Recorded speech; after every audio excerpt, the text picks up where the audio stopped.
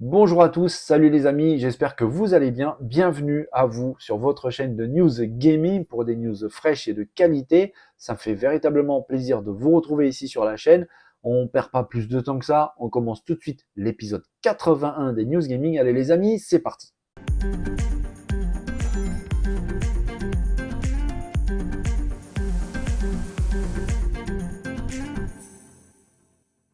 Bon, eh bien, la PS6 vient tout juste d'être annoncée, les amis. Alors, c'est un secret pour personne. On sait très bien que Sony travaille d'arrache-pied sur la conception de sa future console, la PS6. Mais Jim Ryan, le président de PlayStation, vient tout juste de dévoiler le nom, j'ai envie de dire, officiel de la console. Alors, on pouvait très bien imaginer, très naturellement, qu'elle allait suivre la numérologie actuelle, donc s'appeler PS6. Mais on pouvait aussi se poser des questions, est-ce que Sony va garder le même type de dénomination ou est-ce qu'ils allaient changer quelque chose un petit peu à la manière d'Xbox? Eh bien, force est de constater que non, parce que Jim Ryan a déposé un document à la FTC. Vous savez, la FTC, c'est l'autorité de régulation américaine qui d'ailleurs est assez réticente, voire carrément contre le rachat d'Activision par Xbox. Microsoft travaille d'arrache-pied pour pouvoir modifier tout ça et donc de faire valider le rachat. Et Jim Ryan a, pendant la déposition, annoncé quelque chose, et quelque chose qui peut faire grincer des dents, mais qui a véritablement toute son importance. Il a tout simplement déclaré que le fabricant, donc Sony PlayStation, ne partagerait aucune information concernant la PS6, c'est lui-même qui l'a annoncé, PS6, à Activision, donc l'éditeur, le développeur du jeu qu'on voit actuellement, Call of Duty, si le géant américain, Microsoft, rachetait Activision. Alors, est-ce que ça peut être apparenté à du chantage? On peut l'appeler comme ça, parce que c'est vrai que dire si Activision tombe dans la poche de Microsoft, eh ben, on ne partagera aucune information de la future PS6 Activision.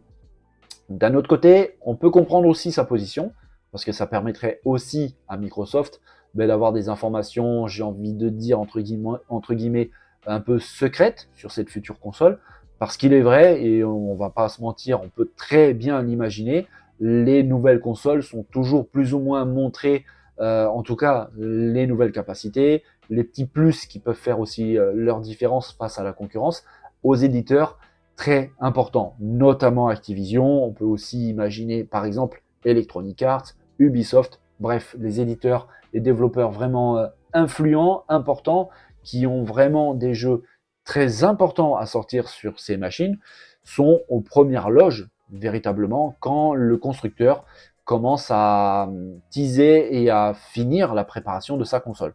Ça a toujours été comme ça. On peut très bien l'imaginer que ça aurait été exactement le cas avec donc Activision et la future PS6. Mais c'est aussi une façon de faire du chantage pour un petit peu influencer Activision, de se dire bon finalement c'est pas si cool que ça d'entrer dans le giron de Microsoft. On va peut-être rester indépendant parce que c'est vrai que des informations sur la PS6, qui sera encore une des consoles les plus vendues, si ce n'est la plus vendue de la génération suivante, comme c'est le cas aujourd'hui avec la PS5, c'est quand même un énorme manque à gagner parce que ça va obliger à Activision de préparer des jeux, notamment un Call of Duty, j'ai envie de dire, entre guillemets, un peu à l'arrache, sans connaître véritablement les vraies capacités, les petits secrets que la PS6 aura par rapport à la PS5, mais aussi par rapport à la concurrence.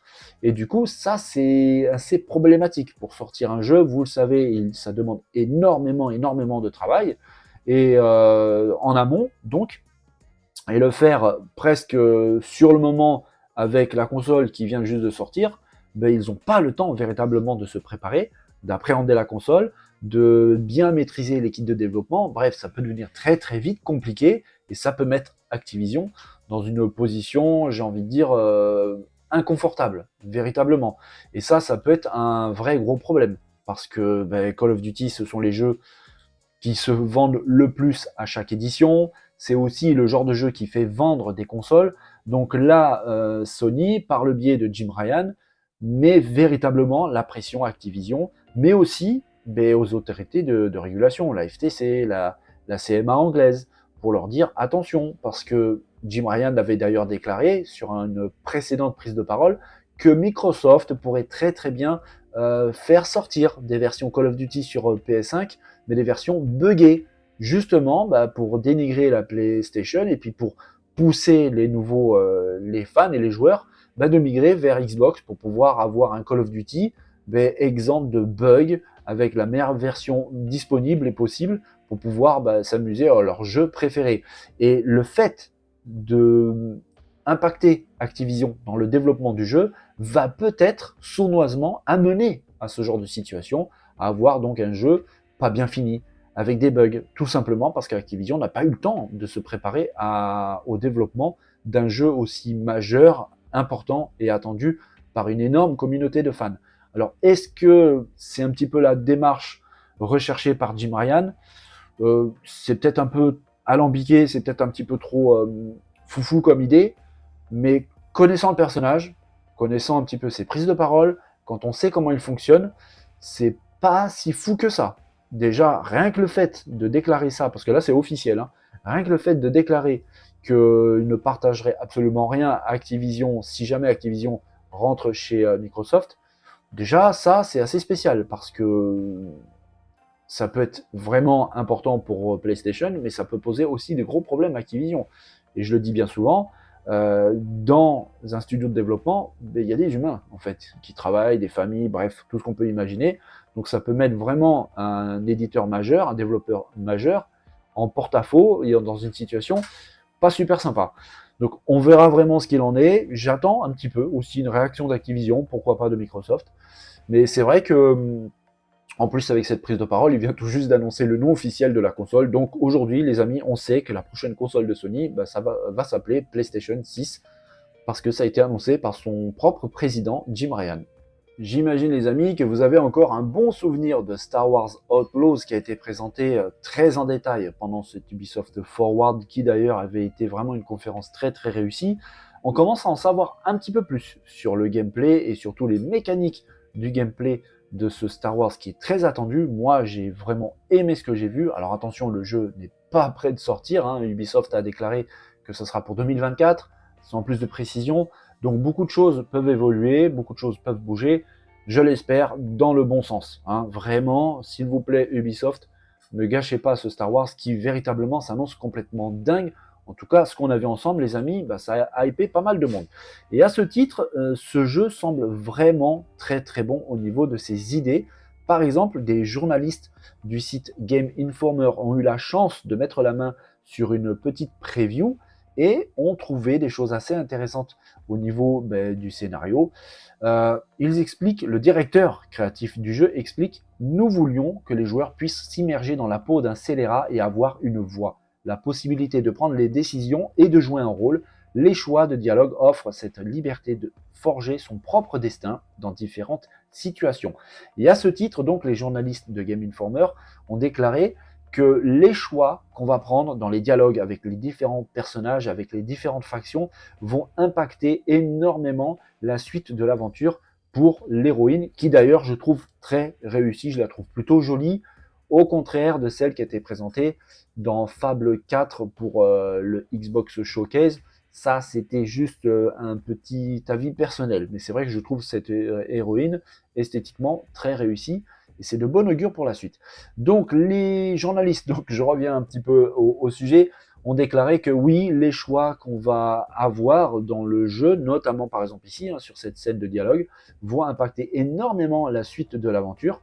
Par exemple, vous pouvez, comme ils ont essayé pendant cette courte démo chez Ubisoft, le choix qu'il a fait, le journaliste, c'était de ne pas corrompre un officier impérial, ce qui a entraîné une alerte de recherche lancée par l'Empire derrière le joueur. Donc évidemment, s'il avait corrompu l'officier impérial, peut-être que le résultat aurait été différent, mais toujours est-il que oui, tout ce qu'on va décider de faire, les choix au niveau des dialogues, auront un impact très fort, non pas seulement avec les personnages, mais avec toutes les factions dans le jeu. Et la suite, on la connaît, ça peut avoir quelque chose de très positif comme de très négatif. Ça permet aussi d'avoir une histoire changeante, très différente selon nos actions. Ça promet aussi, en tout cas sur le papier, une durée de vie relativement importante. Je pense que c'est très très intéressant. J'ai hâte véritablement d'en savoir beaucoup plus. On voit ici, elle a fait un choix et tout de suite ça s'est affiché, recherché, wanted. Donc oui, il y aura un impact très important. Là, elle va monter sur ce vaisseau. On connaît la suite, elle arrive à s'enfuir. Mais il va falloir être patient, les amis. Il va falloir être patient parce que, comme je vous l'ai dit au tout début, le jeu n'est pas prévu de sortir tout de suite. On parle de 2024, sans plus de précision. Et aussi en espérant que ce ne soit pas repoussé. Parce que là, j'ai un énorme doute parce qu'on parle d'Ubisoft tout de même. S'il n'avait que ce jeu à travailler, allez, on pourrait dire OK. Mais il n'y a pas que ça. Donc, on verra vraiment ce qu'il en est. Mais en tout cas, ça s'annonce très très bon. Et j'ai même envie de leur dire, prenez votre temps, mais sortez-nous un super beau Star Wars Outlaws. Parce que ce qui a été présenté, véritablement, ça semble vraiment très très bon. Bon, les amis, j'ai une mauvaise nouvelle pour vous, et peut-être que certains d'entre vous le savent déjà, mais Microsoft a décidé d'augmenter le prix du Game Pass et le prix de la console Xbox Series X, pas de la série S, et j'y reviens très très vite. Euh, alors on va voir ensemble, et je vais vous donner mon avis, mon opinion, est-ce que c'est une bonne chose ou pas, pourquoi Microsoft fait ça, mais c'est quand même assez difficile de parler de ça, tout simplement parce que on touche à quelque chose qui est très personnel, l'argent. C'est très clivant, on a tous un rapport vraiment spécial et personnel avec l'argent, parce que certains ont des moyens un peu plus élevés que d'autres, et donc ils peuvent se permettre de dépenser un petit peu plus. S'il y a une augmentation quelque part, ça les touche pas particulièrement. D'autres qui gagnent bien leur vie, mais qui comprennent pas non plus pourquoi est-ce que ça augmente, c'est pas normal. D'autres qui ont un peu plus de difficultés financières et qui là, ça va véritablement les impacter. Tout est respectable, vraiment, il n'y a absolument rien à redire là-dessus. C'est pour ça que c'est assez particulier toujours de parler d'argent, et on peut comprendre vraiment que ça peut énerver, voire choquer certaines personnes.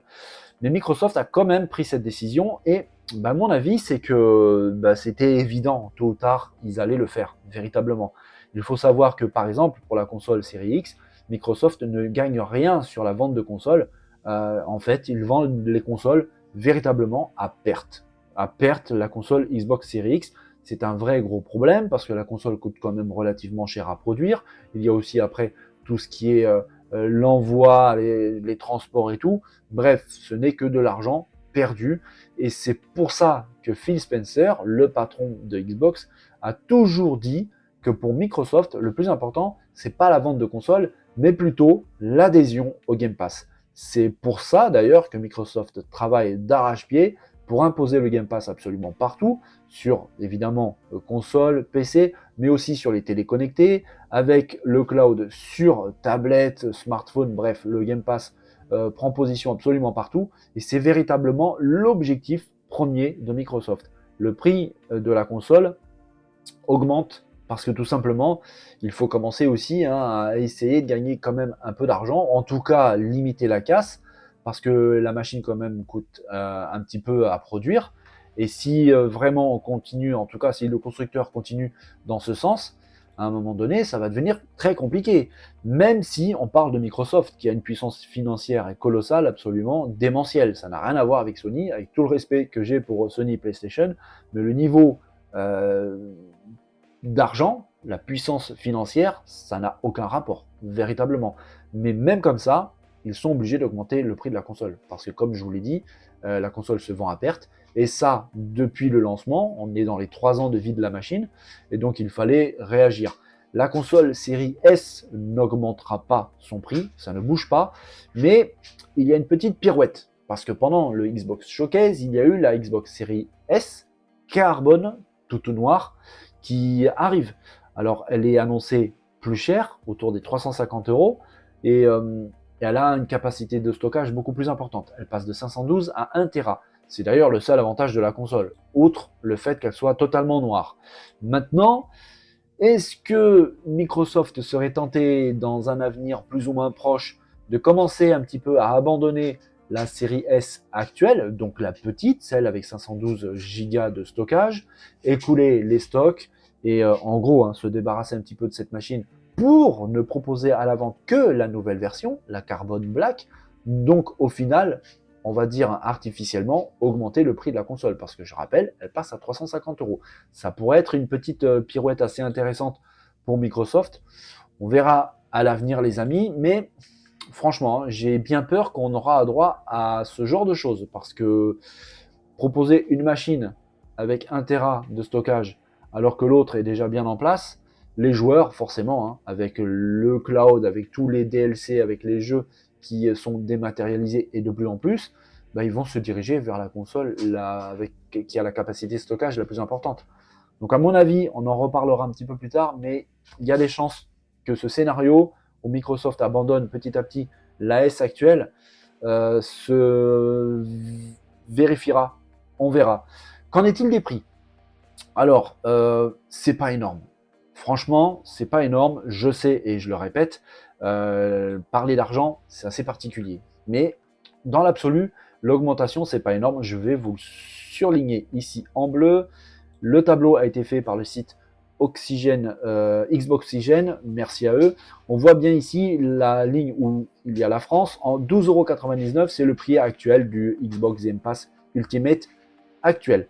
Il va passer à 14,99 €. Le Xbox, on va dire de base, était et encore aujourd'hui à 9,99 €. Il passera à 10,99 €. Alors dans l'absolu, c'est pas une augmentation énorme. Surtout que, je rappelle, on parle du Game Pass. Et l'avantage qui est juste gigantesque du Game Pass, c'est de proposer des services qui sont vraiment très très intéressants. Véritablement aujourd'hui, les amis, je vois pas d'autres services du même niveau du Game Pass. Ça n'existe pas. Alors oui, il y a le PlayStation Plus qui propose pas mal de choses, d'ailleurs assez ressemblantes au Game Pass, mais le Game Pass a une énorme différence, un énorme avantage, ce sont les jeux Day One disponibles sur le Game Pass. Alors oui, ça aussi, il fallait un jour que Xbox modifie son tarif de ce service, tout simplement parce que comment est-ce qu'on veut avoir des jeux qui demandent énormément de travail, avec une implication financière gigantesque, avec, on le sait, des budgets colossaux pour certains titres, arriver Day One sur le Game Pass pour un tarif aussi réduit. C'était juste pas possible. C'était évident que tôt ou tard, avec surtout l'adoption du Game Pass par les joueurs, je pense qu'aujourd'hui, le Game Pass regroupe entre 20 et 30 millions de joueurs, d'abonnés. On imagine très bien que ça va augmenter, avec en plus de ça, le dernier Xbox Showcase qui était véritablement réussi, Fable qui arrive, Hellblade qui arrive, Forza qui arrive, et d'autres titres encore. Forcément, le Game Pass va s'enrichir de beaucoup plus d'abonnés. Et plus tard, j'en suis sûr et certain que le prix va encore augmenter. Mais c'est vrai qu'on ne peut pas proposer des titres majeurs Day One sur le Game Pass. À ce tarif, tôt ou tard, il fallait aussi l'augmenter. Parce que sinon, Microsoft allait se retrouver dans la même situation qu'avec la console physique, la Xbox Series X, c'est de proposer un abonnement à perte. Et évidemment, même si Phil Spencer est un vrai gamer, un vrai geek, et qu'il déclare sans cesse qu'il veut diffuser les jeux vidéo au plus grand nombre de personnes sur n'importe quel support possible, ce n'est pas une entreprise de philanthropie. Ils sont là pour le business. On parle tout de même de Microsoft, il ne faut pas l'oublier. Ils sont là pour gagner de l'argent. Et sans argent, on ne fait pas d'autres jeux. Sans argent, on ne fait pas d'autres consoles. Donc il faut que ça tourne. Et une entreprise, pour qu'elle tourne, malheureusement, elle est obligée de temps en temps d'augmenter les prix. On le voit dans la vie de tous les jours avec l'inflation actuelle absolument gigantesque pour certains et pour certains produits. Malheureusement, le jeu vidéo n'échappe pas à la règle. Hein. Il est aussi impacté par ça. Donc, est-ce que c'est une bonne chose? Dans l'absolu, non. Non, une augmentation n'est jamais une bonne chose. En tout cas, pour nous, joueurs, pour nous, consommateurs, c'est pas une bonne chose. Que ce soit du jeu vidéo, que ce soit de l'alimentaire pour n'importe quoi, une augmentation n'est pas une bonne chose. Maintenant, pour l'industrie, c'est probablement une bonne chose parce que ça permet à l'industrie, là on parle de Xbox, de continuer à travailler sur d'autres choses, d'autres matériels, d'autres logiciels, d'autres jeux. Et ça, c'est vraiment bien. Ils en avaient besoin. Alors, on l'a vu ensemble, hein, le prix n'est pas énorme, ça reste quand même une augmentation, je vous le cache pas, c'est pas une bonne déclaration, c'est pas une bonne news, mais c'est pas non plus une augmentation complètement dingue, ça reste quand même le Game Pass, ça reste quand même à ce nouveau tarif, ça reste quand même très très intéressant. Maintenant pour la console, alors l'augmentation, elle est un peu plus importante. La Xbox Series X pour l'Europe, donc pour la France, va passer à 559,99 €. Allez, on va arrondir à 560. C'est à peu près 50 € de plus que ce qu'elle coûte maintenant. Donc si j'ai un conseil les amis, si vous n'avez pas encore de Xbox Series X et que vous avez envie de sauter le pas, parce que peut-être que la console vous intéresse, peut-être parce que les jeux présentés au Xbox Showcase dernier vous intéressent, je rappelle qu'il y a des très très bons titres qui sont en train d'arriver, bah, c'est le moment véritablement de foncer dessus, parce que toutes ces augmentations, que ce soit la console comme le Game Pass, ça va intervenir à partir du 6 juillet prochain.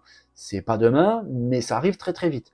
Donc si vous avez la possibilité et si vous êtes intéressé par cette machine, qui est vraiment très très bonne, foncez, prenez-la dès maintenant parce que très bientôt elle passera à 560 euros. Voilà, on arrive à la fin de cet épisode 81 des News Gaming. Comme d'habitude, j'ai vraiment aimé préparer ça pour vous. J'ai vraiment aimé partager toutes ces news avec vous. J'espère que vous aussi, ça vous a fait plaisir. J'espère que vous avez apprécié la vidéo. Si c'est le cas, n'hésitez pas à mettre des pouces, à partager en masse, s'il vous plaît, à rejoindre l'aventure aussi. Si vous n'êtes pas encore abonné à la chaîne, n'hésitez pas, c'est gratuit. Et franchement, ça me fait vraiment plaisir de vous accueillir. En plus, il y a une super ambiance dans la zone de commentaires. D'ailleurs, merci les amis aussi à chaque fois pour vos commentaires chaleureux. Ça me touche beaucoup et en plus de ça, ça m'aide déjà pour le référencement. Mais en plus de ça, ça me donne beaucoup de force. Donc vraiment les amis, merci à tous. Je vous souhaite à tous une belle et bonne journée. Portez-vous bien, prenez soin de vous. N'oubliez pas de vous amuser, vous savez, c'est très important. Et je vous dis à très bientôt, dès demain, pour un nouvel épisode des News Gaming. Les amis, bonne journée.